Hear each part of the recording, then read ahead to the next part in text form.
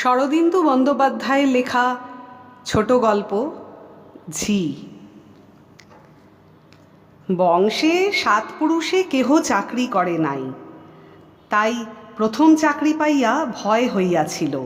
না জানি কত লাঞ্ছনা গঞ্জনাই ভাগ্যে আছে। মার্চেন্ট অফিসে কেরানির চাকরি।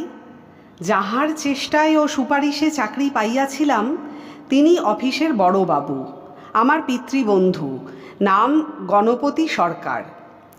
ভেলকি টেলকি দেখাইতে পারিতেন কি না বলিতে পারি না, কিন্তু তাহার চেষ্টায় সহজেই চাকরি জুটিয়াছিল।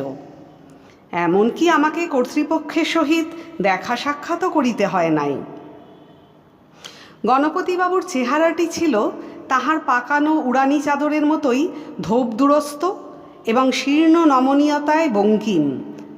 তাহাকে নিংড়াইলে এক বিন্দু রস বাহির হইবে এমন সন্দেহ কাহারও হইত না।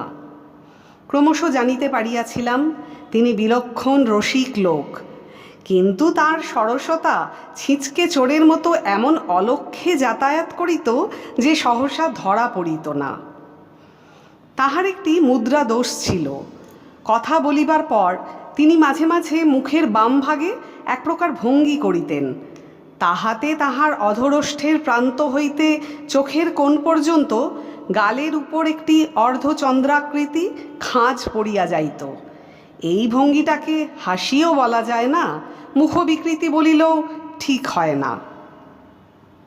যেদিন প্রথম অফিস করিতে গেলাম, গণপতিবাবু আমার সাজ পোশাক পর্যবেক্ষণ করিয়া বলিলেন, আর সব ঠিক আছে, কিন্তু লপেটা চলবে না, কাল থেকে শু পরে আসবে।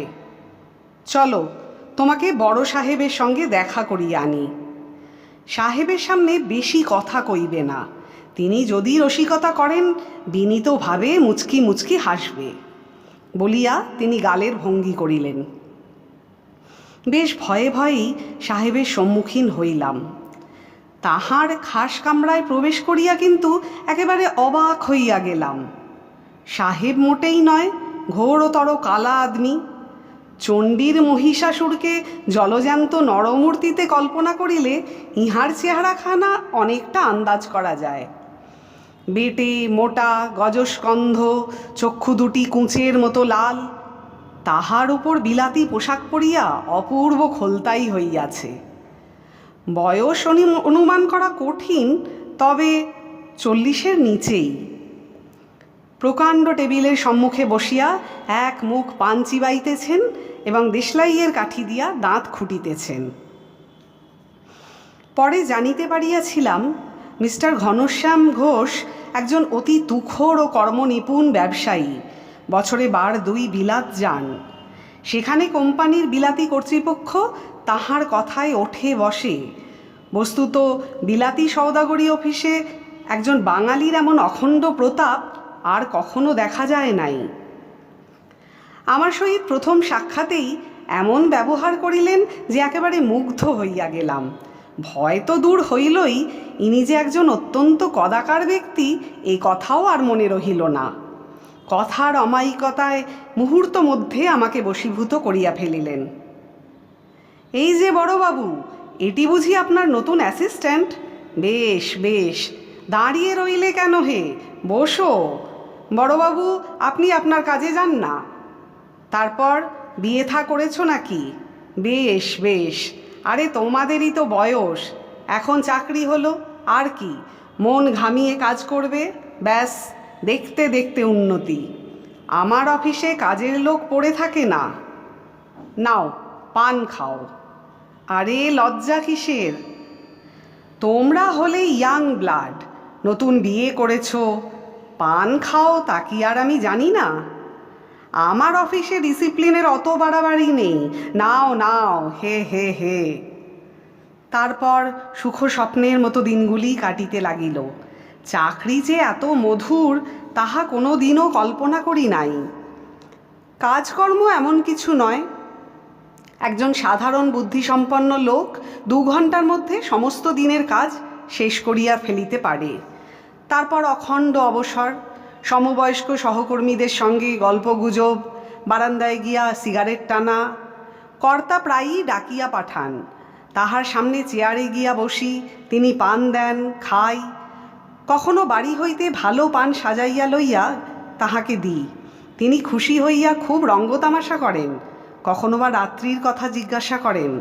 তাহার হাসি তামাশা একটু আদিরস ঘেঁষা হলেও ভারী উপাদেয়। বস্তুত তিনি যে অত্যন্ত নিরহংকার অমায়িক প্রকৃতির মানুষ, এ বিষয়ে কোনো সন্দেহই রইল না। গণপতিবাবু কিন্তু মাঝে মাঝে আমাকে সতর্ক করিয়া দিতেন, ওহে বাবাজি, একটু সামলে চলো, কর্তা তোমাকে ভালো নজরে দেখেছেন, খুবই আনন্দের কথা, কিন্তু যতটা রয়স হয় ততটাই ভালো। আশকারা পেয়ে যেন বাড়াবাড়ি করে ফেলো না, নিজের পজিশন বুঝে চলো। কর্তার লোক খারাপ নয়, কিন্তু কথায় বলে বড়োর পিরিতি বালির বাঁধ। লক্ষ্য করিয়াছিলাম তিনি কর্তার সহিত প্রভুভৃত্যের সম্বন্ধ একেবারে খাঁটি রাখিয়াছিলেন। কর্তা তাহার সহিত হাস্য পরিহাস করিতেন, কিন্তু তিনি বিনীতভাবে মুচকি মুচকি হাসা ছাড়া আর কোনো উত্তর দিতেন না। মাস তিনেক কাটিবার পর একদিন দুপুরবেলা অবকাশের সময় কর্তার ঘরে গিয়াছি। ঘরে পা দিয়াই কেমন যেন অস্বস্তি বোধ করিলাম। কর্তা নিজের চেয়ারে ঘাড় গুঁজিয়া বসিয়াছিলেন। আমার সাড়া পাইয়া চোখ তুলিলেন। তাহার চোখ দেখিয়া থমকিয়া গেলাম। জবা ফুলের মতো লাল চোখে আমাকে কিছুক্ষণ নিরীক্ষণ করিয়া কর্কশ কণ্ঠে বলিয়া উঠিলেন, কি চাও, এ ঘরে তোমার কি দরকার?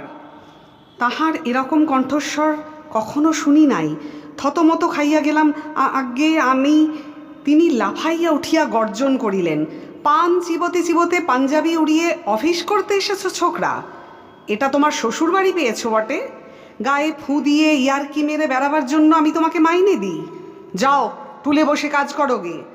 তোমার মতো পুঁচকে কেরানি খবর না দিয়ে আমার ঘরে ঢোকে কোন সাহসে? ফের যদি এরকম বেচাল দেখি দূর করে দেব।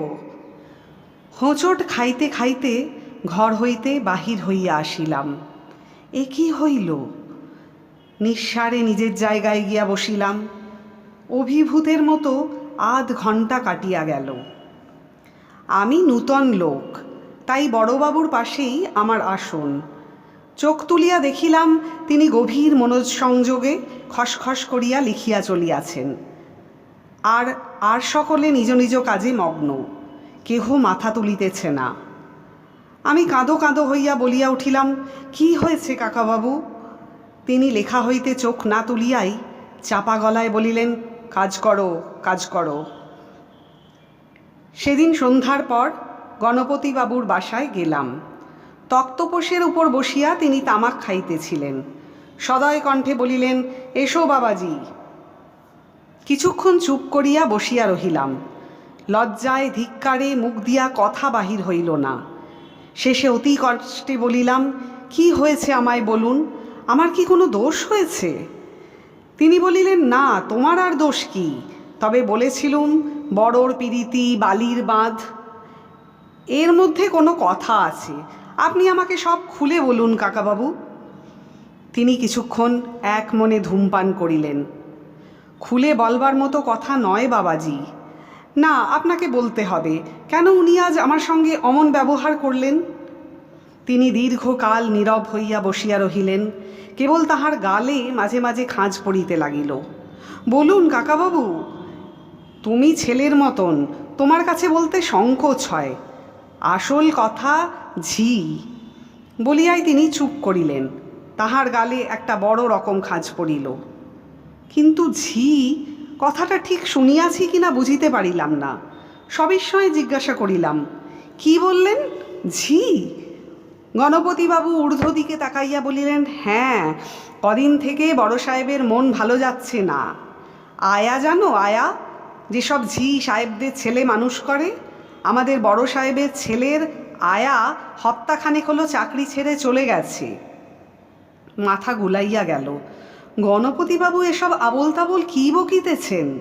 বুদ্ধিভ্রষ্টের মতো বলিলাম, কিন্তু কিন্তু কিছু যে বুঝতে পারছি না। গণপতিবাবু তখন বুঝাইয়া দিলেন। স্পষ্ট কথায় অবশ্য কিছুই বলিলেন না, কিন্তু ভাবে ভঙ্গিতে অর্থপূর্ণ ভ্রুবিলাসে, সময়োচিত নীরবতায় এবং গালের বিচিত্র ভঙ্গির দ্বারা সমস্তই ব্যক্ত করিয়া দিলেন। সংক্ষেপে ব্যাপারেই আমাদের বড় সাহেব বছর 3 আগে বিপত্নীক হন। তাহার এক পত্নী একটি পুত্র প্রসব করিয়া সূতিকা গৃহেই মারা যান। তারপর হইতে শিশুকে লালন পালন করিবার জন্য ঝি অর্থাৎ আয়া রাখা হয়। সেই ব্যবস্থাই এখনো পর্যন্ত চলিয়া আসিতেছে।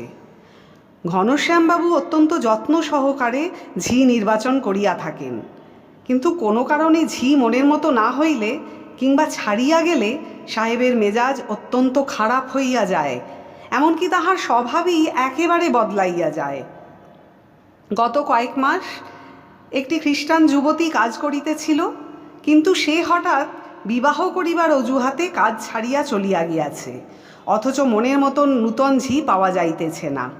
তাই এই অনর্থ। থ হইয়া বসিয়া রহিলাম। এও কি সম্ভব? এই কারণে মানুষের চরিত্রে এমন পরিবর্তন ঘটিতে পারে? কিন্তু গণপতিবাবু তো গুল মারিবার লোক নহেন। তবু এক সংশয় মনে জাগিতে লাগিল। বলিলাম, কিন্তু উনি আবার বিয়ে করেন না কেন? এ প্রশ্নের সদুত্তর গণপতিবাবু দিলেন। ঘনশ্যামবাবুর শ্বশুর অদ্যাপি জীবিত। তিনি পশ্চিমবঙ্গের একজন প্রকাণ্ড জমিদার। তাহার সন্তান সন্ততি কেহ জীবিত নাই। এই দৌহিত্রই অর্থাৎ ঘনশ্যামবাবুর পুত্রই তাহার উত্তরাধিকারী। কিন্তু শ্বশুরমশাই জানাইয়া দিয়াছেন যে জামাতা বাবাজি যদি পুনরায় বিবাহ করেন, তাহা হইলে তিনি তাহার সম্পত্তি দেবোত্তর করিয়া এক দূর সম্পর্কের ভাগিনেয়কে সেবায়েত নিযুক্ত করিবেন। সমস্তই পরিষ্কার হইয়া গেল। তবু একটা গোলচোখো রুদ্ধশ্বাস বিস্ময় মনকে আবিষ্ট করিয়া রাখিল। এমন সব ব্যাপার যে দুনিয়ায় ঘটিতে থাকে, তাহার অভিজ্ঞতা তখন একেবারেই ছিল না। তারপর 5-6 দিন কাটিল। অফিসে যতক্ষণ থাকি কাঁটা হয়ে থাকি। কি জানি কখন আবার মাথার ওপর হুড়মুড় শব্দে আকাশ ভাঙিয়া পড়িবে। ইতিমধ্যে 2-3 জন সহকর্মীর সামান্য ত্রুটির জন্য অশেষ লাঞ্ছনা হইয়া গিয়াছে। চাকরি যে কি বস্তু তাহা হাড়ে হাড়ে বুঝিতে আরম্ভ করিয়াছি। সেদিন অফিসে গিয়া সবেমাত্র নিজের আসনে বসিয়াছি। আরদালি এসে খবর দিলে বড় সাহেব তলব করিয়াছেন। প্লীহা চমকাইয়া উঠিল। এই রে, না জানি কোথায় কি ভুল করিয়া বসিয়াছি, আজ আর রক্ষা নাই। ফাঁসির আসামির মতো কর্তার ঘরে গিয়া ঢুকিলাম। তিনি নিজের চেয়ারে বসিয়া হেঁট মুখে দেরাজ হইতে কি একটা বাহির করিতেছিলেন। মুখ না তুলিয়াই প্রফুল্ল কণ্ঠে বলিয়া উঠিলেন, এই যে শৈলেন, লখনৌ থেকে ভালো জর্দা আনিয়েছি, দেখো দেখি খেয়ে। মুক্তভস্য মেশানো জর্দা হে, বড় গরম জিনিস, হে হে হে। 1.5 ঘণ্টা ধরিয়া এইভাবে চলিল, যেন এ মানুষ সে মানুষ নয়। ইনি যে কাহারও সহিত রূঢ় ব্যবহার করিতে পারেন, কল্পনা করাও কঠিন। কোথায় সে ক্ষুধিত ব্যাঘ্রের মতো হিংস্র দৃষ্টি, কোথায় সে কর্কশ দুঃসহ গলার আওয়াজ। তিনি আবার আমাকে তার সহৃদয়তার প্রবল প্লাবনে ভাসাইয়া লইয়া গেলেন। তিনি মন্দ লোক এ কথা আর কিছুতেই ভাবিতে পারিলাম না। ফিরিয়া আসিয়া নিজের আসনে বসিতে বসিতে উত্তেজনা সংহত কণ্ঠে বলিলাম, কাকাবাবু, ব্যাপার কি? গণপতিবাবুর কলমে একগাছি চুল জড়াইয়া গিয়াছিল। সেটিকে নিভ হইতে সন্তর্পণে মুক্ত করিয়া তিনি অবিচলিতভাবে আবার লিখিতে আরম্ভ করিলেন। আমার দিকে মুখ না ফিরাইয়া ঘষা গলায় বলিলেন, ঝি পাওয়া গেছে বলিয়া গালের ভঙ্গি করিলেন।